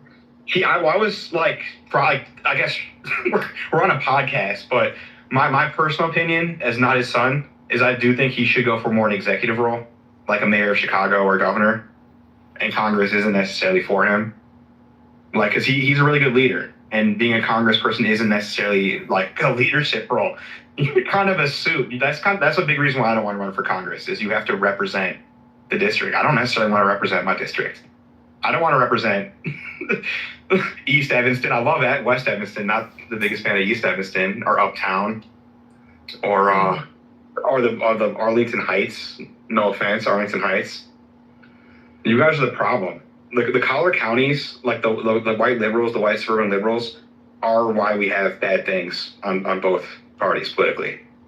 They elected the worst Republicans, like the Dennis Hasterts and the Mark Kirks, and now they're electing the J.B. Pritzkers and the Brandon Johnsons so they can feel better about themselves because they have a pension, because their Social Security is coming in, because they bought their house for $150,000, so they can afford to like pretend to care about bullshit CNN issues. So that's part of the reason why I don't want to be a congressperson. But he ran for Congress, and I think he would be more suited for like a mayor, governor, and we'll see. Yeah. I'll support him, or maybe I'll support his opponent just to help him. That was always an idea. Nah, I think you gotta be Team Mark. But yeah, I can see him like as a governor or something. So, but we gotta do this. I think we should do this like once a month. I think. Well, actually, we should do next one maybe once a month. But when October, like when September, October hit, we probably gotta do it every week because election. I'm game. Yes. I really as though we bonded on Dick Gregory, and so man. And everyone just respect your elders. Study history. You're doomed to repeat it. It's a real shame how many people don't study up on political and socio-political history. Right. You would be on. It would solve everything. That's what people are mad. I'm like, I'm taking the Dick Gregory route. Like, everybody, they'll be like, Dick Gregory wouldn't be okay with you going Republican. I said, in Chicago, I'm beating the Democrats' ass right now. He is proud of me. You know what I'm saying? Like, yes. I hope so. I would hope so. And I would think, I mean, that's so cool that you even just got to be around him and that you even can like speak to what his thoughts would be. But, oh yeah. How could he not? Because so much of what he talked about did touch Chicago. Everything from like the organ trafficking. Yeah. How evil Chicago is, how evil the politics is, from Dr. King to he talked about the Republican Party a lot. Huh? He talked about Trump and the Republican Party a lot, like the two Donald Trumps. And so, that was a great. He's so funny, but genius and brilliant, and just think about how much he like impacted history from just he bought the Zapruder film. Like think about how different history would be if he didn't buy the Zapruder film. Like we wouldn't have seen JFK's assassination if it weren't for him. And just so like people don't talk about like what you were saying earlier in the beginning of the show, and you were like about basically all this stuff is paid, so a whole bunch of grifting and stuff like that. And he always he's always said most of these parades around here are staged. They're getting paid. He'd be like, I've been around long enough to know. That they're staged and stuff like that, and if people just ignore that, and that's what's happening right now. Oh yeah, like how about Israel Palestine? I'm in West Rogers Park, and there's 50,000 Jews next to 50,000 Muslims, and there hasn't been a single Israel Palestine protest on either side. Exactly. And so that's just like one example. Is like so many of these, like a lot of the J6s, a lot of it are just whatever the agenda. On either side, it's vague. That's why I personally try not to. But at the same time, like you go into City Hall, that's where people need to go. They don't need to go on an overpass waving Trump flags. They need to go to Chicago City Hall. So thank you for doing that, Zoe, because that's part of it too. Is they want to distract people that have good intent, like a fork in the road. Yeah, because Robert De Niro is trying to make his next indie film for Tribeca. Like, I don't know, like, I just feel like I tell people all the time, like, we are I'm in a twilight zone. There's no way in the world that I'm around a whole bunch of morons of all different nationalities. Oh, we are. We are. Well, that's the Bible. That's 80% of the slaves want to stay in Egypt. And just every decision in the Bible, like so many of the decisions in the Bible, they're like, but we don't want to, but we're hungry, we don't want to go, we like it here. And so I do think that's just a cross-cultural thing. It's just human nature. And that's why I do think it's important to fear God above all else. Because if you fear anything else, you'll the devil will convince you. But what about? Isn't it smarter? Like Dan, there's gonna be so many calls for Danielle to not run. I bet. Oh, they're already like I've been looking at. I don't know if you are familiar with Black Facebook, but if you go on Black Facebook, they are it's a lot of like the influencers, the Black Chicago, I guess, activists here that are pushing for Brandon Johnson, saying that basically they're trying that the Republicans is cutting the deal and putting Danielle in the crossfire. I'm like, we're the new Republican Party. Like, what are you talking about? You know what I'm saying? And Brandon Johnson's not getting back in. Like, he's not getting back in. He has an easy pathway. Chicago cannot stand him. Yeah, they're all paranoid. That's what's ridiculous. It's like he's the incumbent mayor. Like he should relax and focus on his record. But instead, they hire trolls, and I'm sure a lot of it is, I'm sure a lot of it's inauthentic. People getting paid. Yeah. And I'm sure you'll see a bunch of great acting. And I'm sure I'm sure some will make some compelling points. That's the problem too. Is even if someone's paid, they can sometimes be occasionally a little bit right. But I'm thankful that Danielle is running. Is we Republicans need a voice. Like there are no Republican options. Alexi Giannoulias is not a Republican option. Madigan Mendoza is not a Republican option. The biggest number one Chicago Democrat lobbyist, John Kelly, who a bunch of Republicans are endorsing right now, is not a Republican candidate. He's the number one Democrat lobbyist. He's the Bally's lobbyist. Nice guy, like funny, nice guy, but it's pretty shameful to see some pretty bigger Republicans endorse him. Maybe in 2 weeks we'll figure out a date. Maybe the second episode will be the mayors. That'd be pretty fun. Yeah. That'd be pretty fun. Or after some death threats. Hopefully we got some death threats. That's still done right now. I mean, they're probably going crazy right now. They're probably trying to dig up all the tweets and stuff you said about me. They're going to do all the tweets up that they said about that I said about you. I don't care. We're adults. So like when we started talking on this podcast, we were joking about the mugshot stuff. Right. I think I yelled like murder one, but they were like the adults can.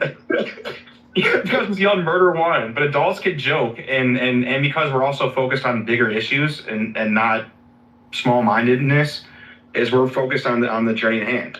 And so, like, the joking doesn't matter. And the small things. Because, I'm sure there'll be a 30-page Facebook post of just going through every they're going to try to make it go viral. I don't care.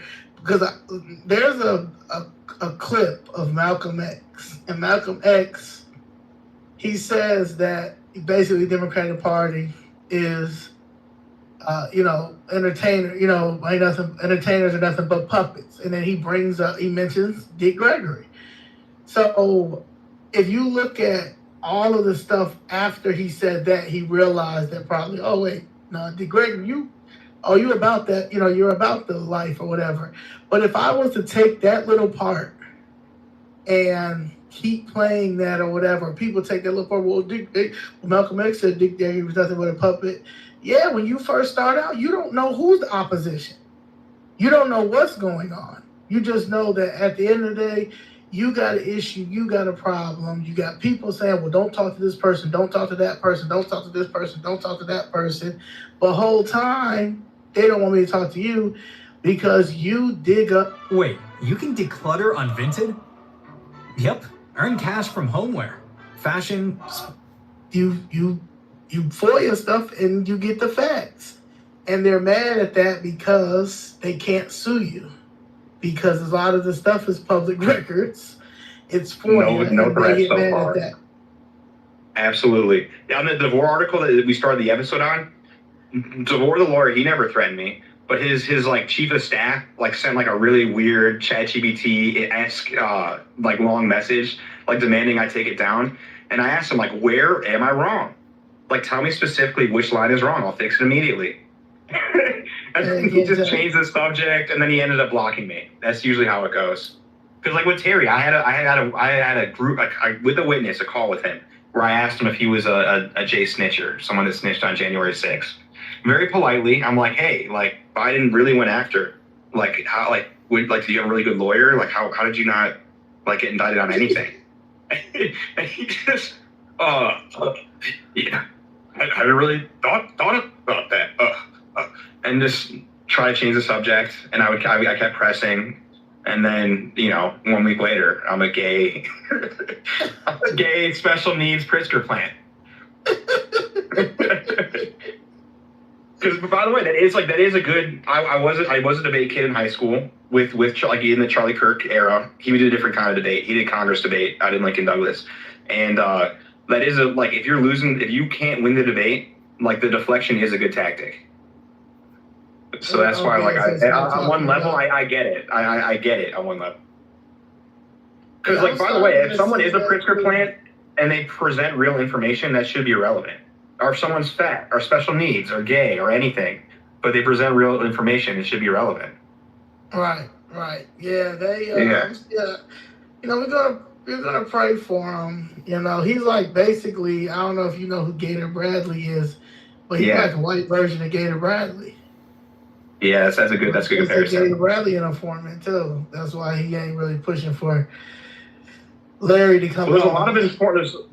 The informant industry, that should almost be a whole deep dive, because most informants are drug informants or gang informants, and there were a lot in the Chicago music scene in like the 2010s.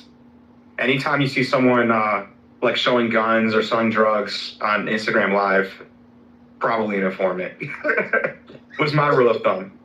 Like, wasn't Bandman Kevo, isn't that confirmed at this point? Yeah. Yeah. And those abs. Them abs are, he went and got some surgery or something. He's a whole nother, that's a whole nother thing. That's a whole other video. We can go into the Bandman. But honestly, I think it's good preparation because people need a frame of reference. A lot of the predatory behavior in the Chicago music scene is relevant to the Chicago Republican political scene. It's the same things. No, you're right. Especially in the 2010s. Very uncomfortable truth. Think about how much black wealth was created in the 2010s. And then was just ruined or shipped to LA. Or squandered by a lot of like white, like creepy millionaires. See, that's why they hate you. That's why they hate you, Max. You're not supposed to tell the secrets. Okay. You can't tell exactly. the secrets. Shut them now. off. Shut it off. Shut it down. But they don't. That's why they don't hate me. They just hate what I'm saying. It's more like I'm a party pooper, I would say. Yeah, and that's what they basically. I feel like I do get along with them. It's just what I'm saying. It's not my person. The same with me. They'll be like, why you always want to take down? They'll be like, why you always want to take down a black person? I'm taking down everybody that's taking this public funding. That if you're taking the TIF money, it's all y'all. It's not just blacks. It's the Hispanics. It's the whites. It's the Jews. It's the LGBTQs. It's the trans y'all. The HIV and AIDS scam money. That's a whole nother situation. It's just that they're mad. They say like, well, you're taking it personal. Well, yeah, I'm taking it personal because y'all knocked down a building and have not compensated my people. Like what? I don't. So yeah. They give you flack for that too, though. It's ridiculous. Right. Yeah, say but I do think it's fake. I really think that they work for like someone or some entity that's affected by whoever you're exposing, and they don't really mean it, because when you have a standard or principle, it's judged about how you treat your own, not strangers. That's what the Bible's all about. The priestly class, the Levites, got that way because they killed all the pagan idol worshippers at the golden calf, the set of the golden calf. It's how you judge. It's how you treat your own to show if you really have values or standards, or if people can trust you. Like, how would any audience trust you if you had a few cutaways, which a lot of people do. A lot of people in media do, like the Maze Jacksons of the world. Ooh. Shots fired. Yeah. Yes, Maze Jackson. What's it in for black people? Nothing. Wasn't he on the like top black sellout list? It was like the Defender. I forgot. There was a newsletter in the 2010s where they were calling him a sellout. Like, he is the coon of the cooney of the coon. Him, Matt McGill. Like, he's just fake. Yeah, Well, I think he's just fake. I just don't like how he pretends like he's a rebel. He puts.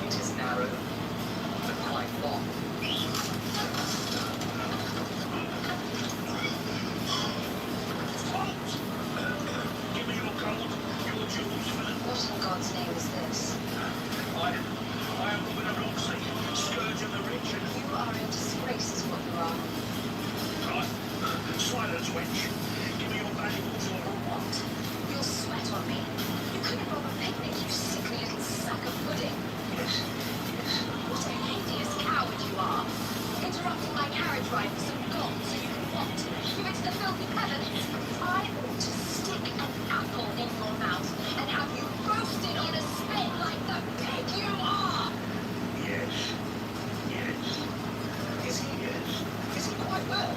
You are the single most pathetic, worthless,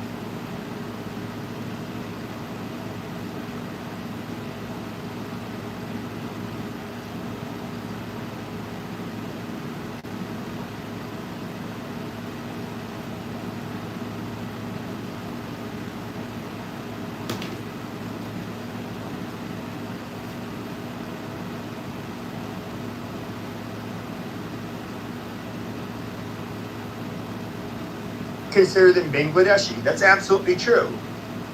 And in fact, they would say this is like, oh, this is like a colonial mindset. This is white privilege. This is all, all of the shit they would come up with.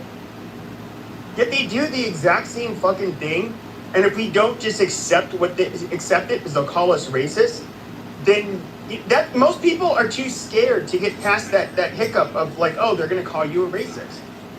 You literally have to just go right over it and say, okay, fine. If you want to consider me racist, that's cool. And then you just logically have to show where there's the double standards and where it's what they're actually asking for is a standard that no other country would be expected to take, and no other group of people, aside from Westerners, would have to endure. So no, just fuck these people. Like, who cares about their stupid racism accusations? And just what do you think? Where did they learn that language from? From the left, absolutely. Yeah, from the left. I mean, it's been weaponized, and so the left has. You can look at Angela Merkel. She's admitted, I think, within the last year, that she brought in all of those so-called refugees into Germany in order to fight the quote-unquote far right. You have the new piece of shit Prime Minister of Spain and his party. They're like, well, we need to bring in 500,000 people in order to fight the far right. And these people have no problem bringing in a bunch of dirty, disgusting pieces of shit that don't belong in your fucking country in order to stay in power. I mean, we can look at what happened when Biden, ended up getting elected. It's super obvious, but and they've caught like I hate to, it's like cringe to use him as an example, but that was his name, James O'Keefe, when he had that Democrat operative saying how like, yeah, it's basically just like get more votes. I mean, all right, Pepe, what about me, man? Why else would they do it? What about me, Pepe? You gotta go. Yeah, so far I don't think you passed the test. I would put you. I would tell ICE to shackle you and put you on a plane back home. Nah. Bro, I'm just talking about the stuff that you talk about for America, yeah? What's up with America? Well, man? you get to choose Russia or India. Which one? It's up to you. Which language you speak? I chose America. So what's up? It's not your country, unfortunately. Do you know what the word banshot means? It's not my country. No, Pepe, it's not my country. You don't know what banshot is? Literally. No, this ain't Pokemon. This ain't Pikachu. I choose you. Okay, you belong to India, right? You need to go back to India. My teachers, No, you need to go back to India. No, You need to embrace your curry roots. All right, guys. You need to embrace your curry roots. You know what you are? You're a curry coon. And I'll tell you why you're a curry coon. Okay? Because you're trying to LARP and you're trying to live in another man's land that does not belong to you. As opposed to standing 10 toes down, as opposed to standing 10 toes down on your curry toes. On your curry toes. I'm not talking to you. And fighting to get your shit back. That's what you should be doing. You should be going back to India to make India better again. That's what you should be doing. Okay, but you don't know. Yeah. You need to go back. You need to go back. That's just it. You need to swim back. I don't care if you fly back. You need to go back. Yeah. Okay, alright. You done? Okay, you done. Bad. Alright, Pepe, what's up, man? So, the fuck we talking about, man? What's up with Pepe, man? Bro, but here's how I think it should be. I'm not joking when I say this. Like, we choose you, you don't choose us.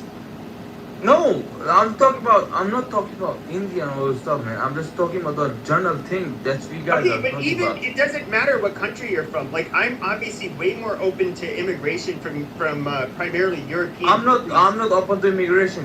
I'm not really open to immigration. So then go back. So why are you not open to immigration, but you open to immigrating here? That doesn't even make any sense. You need to go back. Well, no, it makes perfect sense because a lot of these people that come here. And by the way, if white people were in the same position as a lot of these countries, they do the exact same thing. And so they form a coalition on the left just to basically try to get power for their own group. Yeah, let me acknowledge to this guy who's illiterate. So yeah, I'm a diplomat. So Who's illiterate? You could barely speak. Listen, I don't give a shit if you're a diplomat or if you're Donna Summers, you motherfucker. Okay, at the end of the day, you could barely speak English. Okay, Yeah. I will wipe my ass with your I diplomatic can barely papers. You speak understand? English. I will Bro, you wipe know, my you must be ass rappers. with your diplomatic papers. Ain't nobody give a Motherfucker, I fuck. can fuck you Ain't up nobody every give a day. fuck about your curry papers, fool. Alright, Okay, so alright. at the end of the day, yes, all right, you are guests here, motherfucker. Yeah, Remember that. Your bitch ass is a guest here. Remember that. That pussy ass people gonna talk shit every day. Of course, yeah, you're the one. Yeah, And that's why you need to send these motherfuckers back. Talk shit. Send them back on their curry burning shit back to where they shit came. every day. Yeah, what's up? That's done? Are we done? Are we done? Can we talk? I want to become part and die for Yeah, he's not done. He's not done. Listen. Doctor, why Let do you say him talk. Let him talk. Doctor, why do you say to him you barely speak English? Why don't you say American? Because there is no American, so you speak a language that does not belong to you. English is another country. Why you Americans you don't have a language? You're speaking it, buddy. English is English. It's for England. It's not for you. English is for You you. were speaking See, English. this is what I was talking You know, about, you man. talk French, right? Now we got two foreign tongue shit pigs sitting up in here talking shit to Americans. There's a difference. We got two foreign tongue shit pigs sitting up in here trying to talk down to Americans. This is crazy. There is no American. You don't have a Go language. learn to what you don't have toilet paper in your country. African American. Hit him We with the You have wipe your ass with your knuckles. Shut up. We have Arabic. We have Arabic. Okay, You don't have a Oh, language. that's even worse. You touch little kid. You don't have a language. You don't have a land. Yes, America has You a are not language. It's people. English. You It's are not American. people. It's American English. Hold on. There is no American. There is no Yes, American it's English. American English. There is It's no slang American version English. of There is UK no English. English. There is What only it is. English. There is only.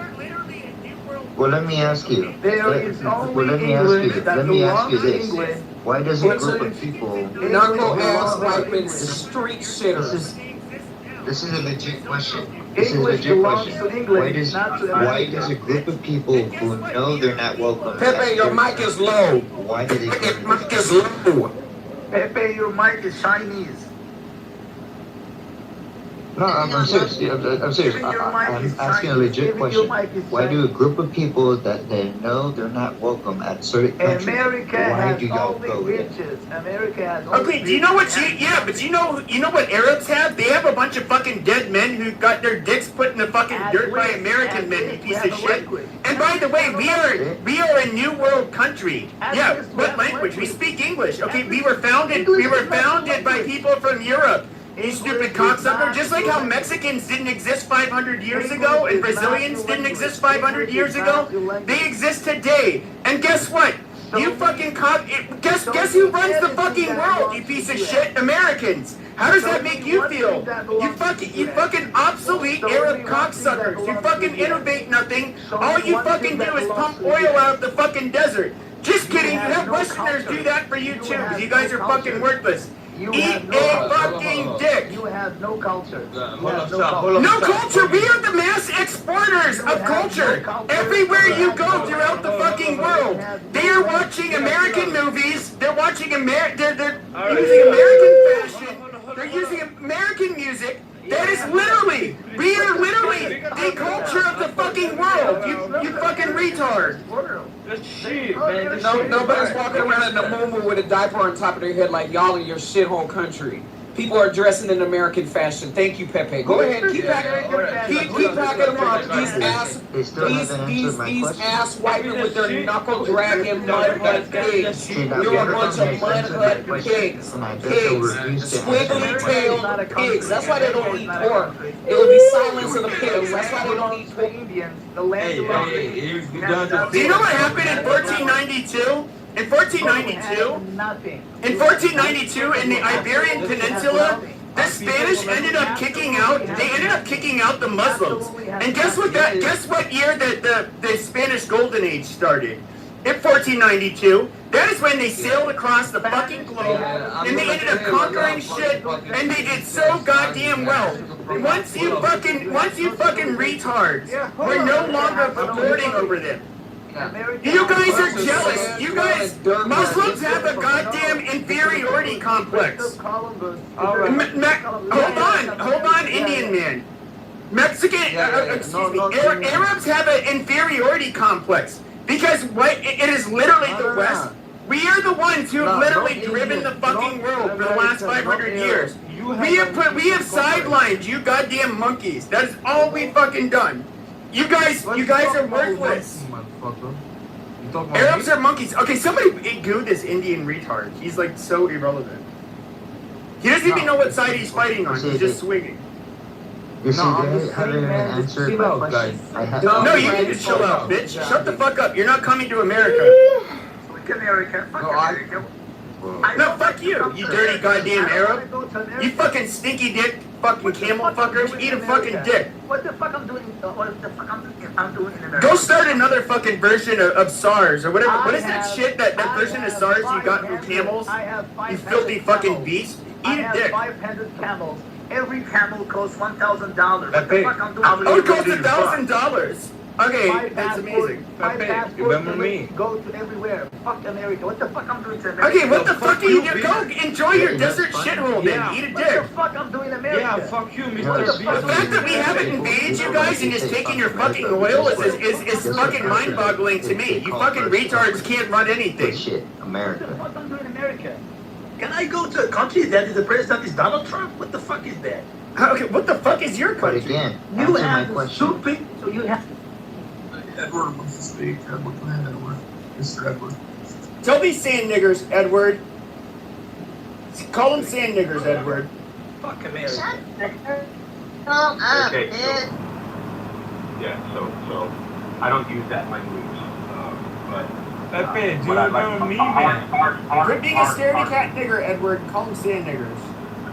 Okay, Pepe, stop, seriously. I'm not chaotic like you. So I'm gonna behave as a therapist. Okay. So one of the things, both Harsh and Shy, I don't know what countries you're from, but I'd like to know from your point of view, what is your country's foundation? Whatever country you're from, what's the foundation of your country?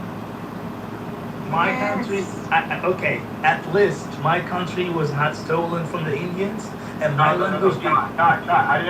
Actually, the foundation of, just answer the question directly. I don't need you to tell me. We are. Yeah, shut the fuck up, man. Pepe, We you are. Shut the remember fuck me, up. man? Shut the fuck up. Harsh. We are. Pepe. We are a Muslim Arabic country. Okay, so what's your political view as your country? What is it? Our political view is we don't have military bases in our land. We are free, and America cannot do anything for our land. Okay, so then you came up and you decided. I don't know. Have you been to America before? No, and I don't like to go there. Fuck. No. Whether you've been here or not, I just asked a question. Okay. I've never been to the U.S. Never. Okay. So then you make some strong comments about the fact that we don't have a language, you don't understand our culture, you don't know anything about it. So I'm just curious, why would you decide to come on an American stage, an American Trump house, and decide to criticize the United States? Why? Okay, I'll tell you why. On an American Because America is the most selfish country I've ever seen in my life. The most arrogant country I've ever seen in my life. You said now English, which is English. The root is England, does not belong to you. The land, the history of the land was stolen. You have no culture. We saw the World Cup. All lands were stolen. Okay, look, most of the quote-unquote Arabs are conquered goddamn people that were Arabized. Eat a dick. Hold on, guys. Only one thing. Okay, I have a question for you. I will tell you. I have a question. Hold on. I have a question for you. I know. Could you hold your question for a Tell second? me only one thing. There Could is. you hold the question for a Okay, second? go ahead. So you use the word England, right? So do you know what the United States was before the United States? What were we? You were some Europeans and African people, and you migrate there. Like you, for example, you are African bigot, and you went to the U.S. No, Child, ask your question. real simple. I like to have a dialogue with you. I'm not trying to pack you up or nothing. Okay? Okay, go ahead. Did you ever hear the 13 colonies? No, and I don't like to hear about it because it doesn't exist. Oh, no. These are This is the what I- 13 colonies. These The are 13 some- colonies are what we were before we became the United States. Before we had a war revolution. Before. They are no America before. Huh? There is Oh, no wow. America. The land belonged to the Indians.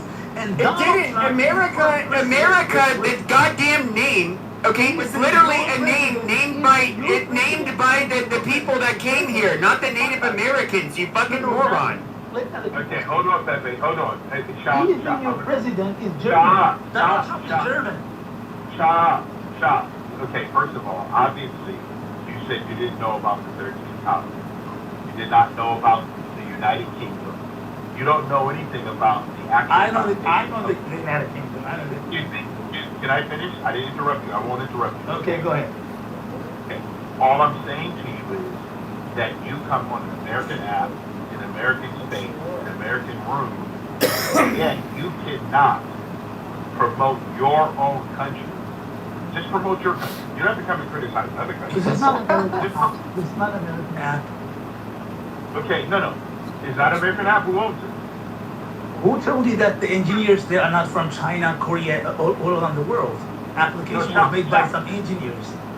Oh, It's an American app, but it breaks. We don't know if it's because even Who owns the app right now, Chop? we don't know the people who manufacture the app.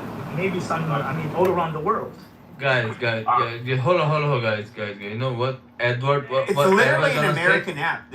We know who the two owners There are. is They're nothing Americans. American. There is nothing. They have names. You know who they Shop, are. I'm gonna land on this, Shop. David, 1 second. Shop, I'm gonna land on this. Shop, what I would like for you to do, instead of you coming on an app talking about Good. our Me? Harsh, could you put your mic on mute, please? Could you do that, please? Thank you. So, Shop, this is what I want you to be aware of.